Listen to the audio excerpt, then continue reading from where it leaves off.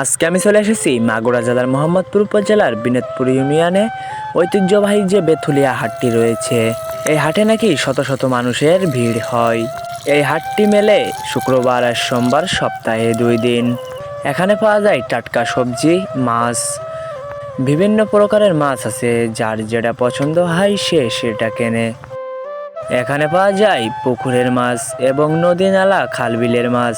বিভিন্ন প্রকারের মাছ আছে এখানে, রুই, কাতলা, জিয়েল, পাঙ্গাস, বিভিন্ন প্রকারের মাছ। এর পাশ দিয়েই বয়ে গেছে একটি খাল। এই খাল থেকে জেলেরা মাছ ধরে নিয়ে চলে আসে এই হাটে। এই হাটে শত শত মানুষের ভিড় হয় প্রতি সপ্তাহে 2 দিন হাটের সময়। বাঁশ দিয়ে বানানো হাপড়ো, খাঁচা এবং লোহার রয়েছে দা, কাচি। এখানে আরো পাবেন সোমবারের দিন ছাগলের বাজার। এখানে বিভিন্ন প্রকারের ছাগল। এখানে পাবেন পান, সুপারি এবং জর্দা।